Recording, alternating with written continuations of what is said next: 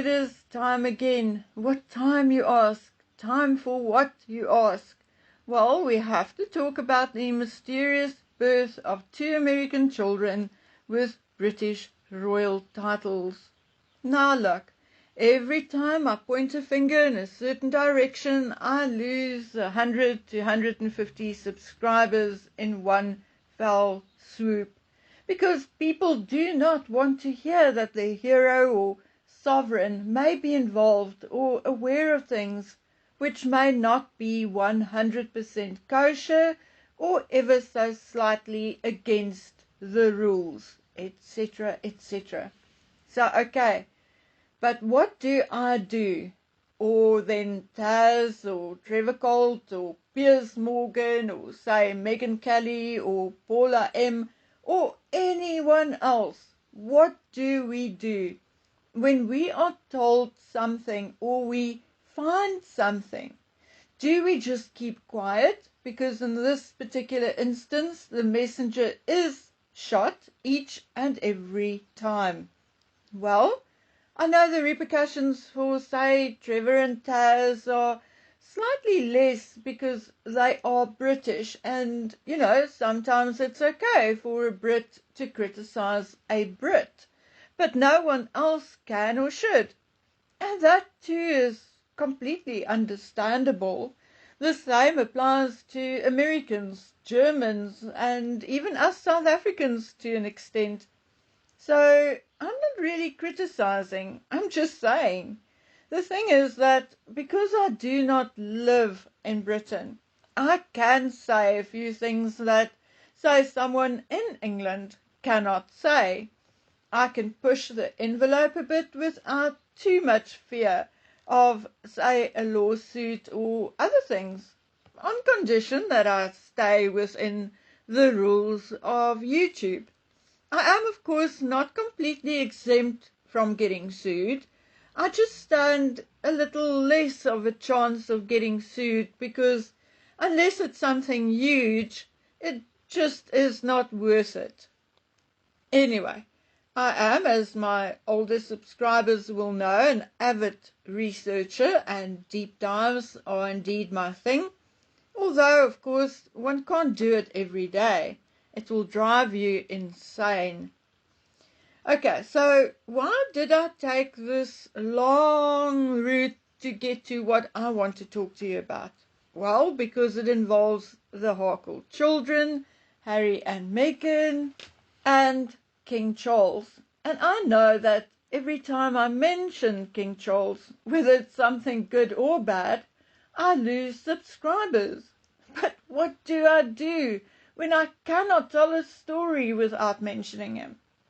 So today I would appreciate you sticking around because what you are going to get will be a good dose of fact and a reasonable amount of opinion and deduction. Okay, now first, a couple of seconds of factual background on King Charles. King Charles has this image of a man older than his years. At least he did when he was younger. Obviously, he is now over 70. And it was one of the reasons why I never thought his marriage to Diana would work. They had nothing in common at all. Anyway, we know about his interest in architecture, and we know that sometimes he overplayed his hand when interfering with the design of new buildings. Sometimes, however, his ideas and interference was indeed for the best and very successful. And sometimes it was a huge flop or disaster and caused a lot of controversy. The other thing Charles had always been a huge advocate for is natural health and alternative medicine. And again, sometimes to the good and better and very successfully, and other times causing huge drama, controversy, and indeed fights and failure. Now, I do not have time to get to all the details and dates and people involved in this particular video because it would take an entire video or even two to tell that particular story. Anyway, until I get to tell it, you can just Google Prince Charles and alternative medicine, etc. Anyway, just listening to me, this all sort of fits in with his image of the painter of whimsical water paintings, talking to plants and animals, and in general, an airy-fairy, somewhat spiritual person. Now, I'm not saying any of this is wrong. I'm just saying that it is indeed far from the entire picture or the entire truth. Charles is not this naive, ignorant, out-of-touch dreamer. Far from it. When he's interested in a subject, he will indeed study it. He may not have the highest IQ, but he is tenacious and thorough. He is shrewd, sharp, and very cool and calm, yet can be a risk-taking businessman. He may also be a little out of touch with the average man in the street and their plight, but he knows exactly what is going on in the world. He is on top of new developments and innovations. The modern world has not passed him by at all. Just because it is said he does not own a cell phone does not mean that he is not familiar with IVF and other procedures to counteract fertility issues. He knows all about it.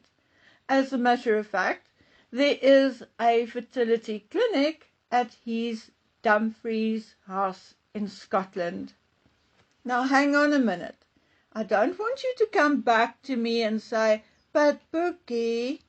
So, here is the thing. The fertility clinic at Dumfries house does not sound like it actually does IVF procedures, but the patients who had failed IVF procedures or who are in the process of getting IVF and others who are battling with fertility are referred there by doctors and specialists who do IVF and vice versa. The Dumfries House Group also refer people to specific specialists and doctors. Now, King Charles obviously do not oversee procedures personally, but he does visit the Health and Wellness Centre at Dumfries regularly, at least a few times per year.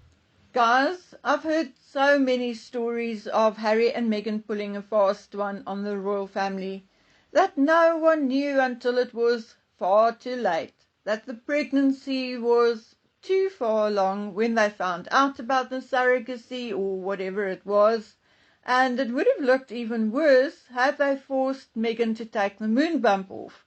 Then they would have had to, say, fake a miscarriage, and what would then have happened to the child?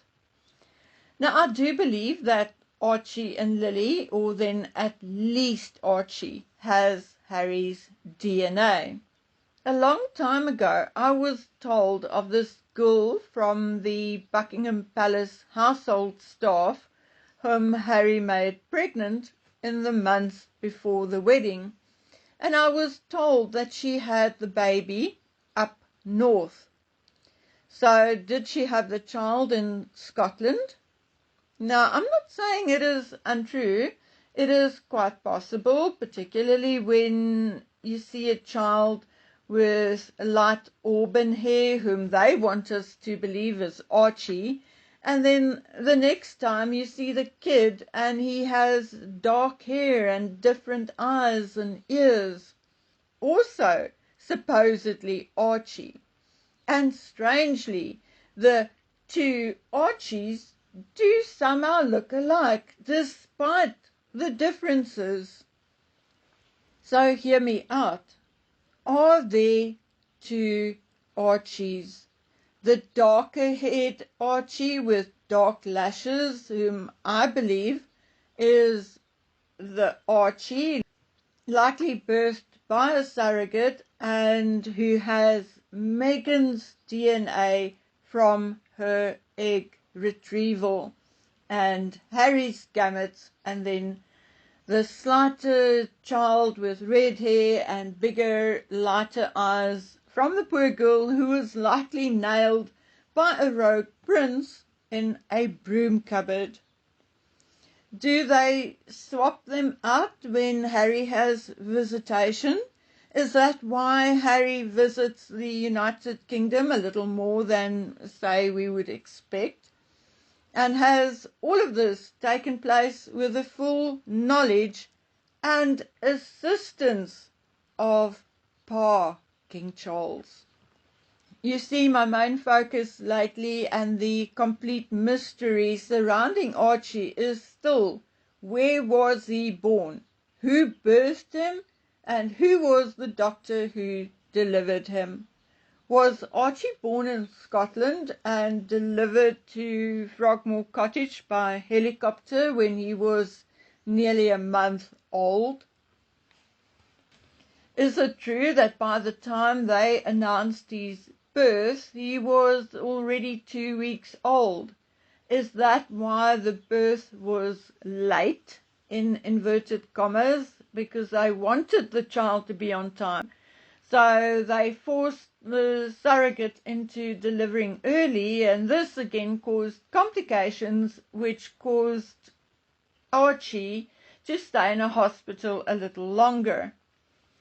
With this new hypothesis, namely that Pa's contacts via Dumfries' house helped the couple keep everything under wraps. Could it be? What do you think? I keep saying the same thing over and over. Once, maybe a coincidence. Twice, not so much. So remember, I personally phoned the Portland Hospital to ask about Dr. Gowrie Motha. I personally spoke to somebody with ties to the Portland, and no way, from no one, did I get any confirmation of any sort that Megan birthed Archie at the Portland. Then, when it came to Lily, the same thing. Remember, my friend phoned the cottage hospital in Santa Barbara where Lily was supposedly born, and again, nobody had any clue what we were talking about. My friend had me on speakerphone. I heard it all. She even recorded it. So I'm asking you now, what the heck is going on? If King Charles is in on it, and that is also why he allowed the titles for the children, then it's likely that he did that so their true origin can be buried even deeper under the red tape of royalty and monarchy. What do you think? Okay, guys, so 1 or 2 Archies. Where do you think they're coming from? Let me know in the comment section below. I will be back as soon as I possibly can. It's a hectic time, I'm sure, in your households as well. But I will make it back here, I promise you. So until we meet again on the next one, please take excellent care of yourselves. Bye.